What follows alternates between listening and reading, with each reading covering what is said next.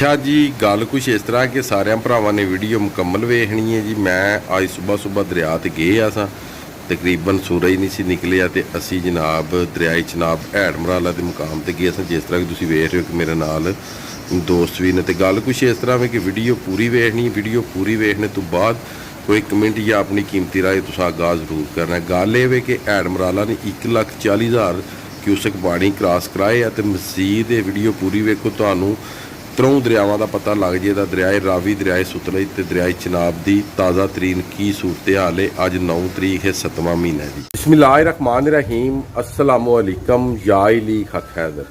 उम्मीद करना जी सारे भरा ठीक होवोगे ते अल्लाह ताला तुहानूं सारिआं नूं ठीक रखे जी।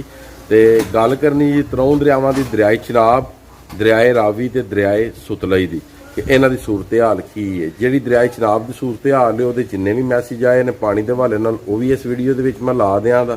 दरअसल सुबह सरगी वेले सुबह मैं दरिया गए असां हैड़ मराला ते वो भी जिहड़ी वीडियो वे ऐसे वीडियो दे विच नाले तुसीं वीडियो वेख लिओ, नाले उस वीडियो ते तुसीं रिपोर्ट भी सारी सुन लिओ। ते गल कुछ इस तरह वे कि साडे डेरे ते जनाब अज उरस, ਉਹਦਾ भी क्लिप छोटा जिहा मैं विच ला देंगा, जिहदी वजह तो मैं दरिया ते नहीं जा सकिया। मजीद जिहड़ा 10 लाख वाला पानी सी या 5 लाख वाला पानी सी वो फिलहाल हले तक नहीं आया।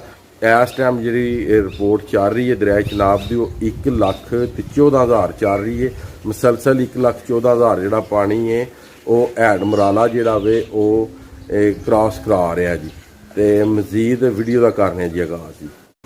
सब ना तो रिपोर्ट देना जी हैड़ मराला की रिपोर्ट ये वे कि 12 बजे का टाइम है तो 12 बजे 1,14,230 क्यूसक जोड़ा पानी है ये हैड़ मराला के कोल उत्ते वे। तो 98,000 पानी 98,430 क्यूसक पानी जोड़ा हैड़ मराला 12 बजे के टाइम ते अज 9 तरीक है क्रॉस करा रहे।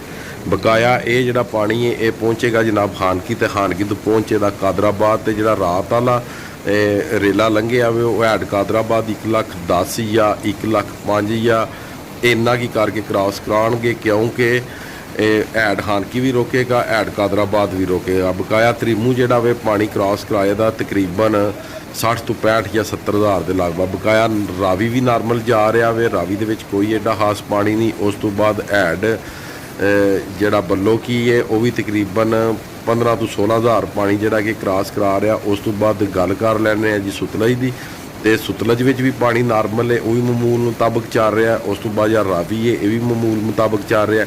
सिर्फ और सिर्फ जो चिनाब रिवर है ये थोड़ा अप होया वे, तकरीबन 1,40 ते गया सी, हुण 1,14 ते आ गया। तो मजीद अल्लाह ताला बेहतर करेगा जी। जिस तरह कि तुसीं वीडियो च पानी की सूरत हाल वेख सकते हो।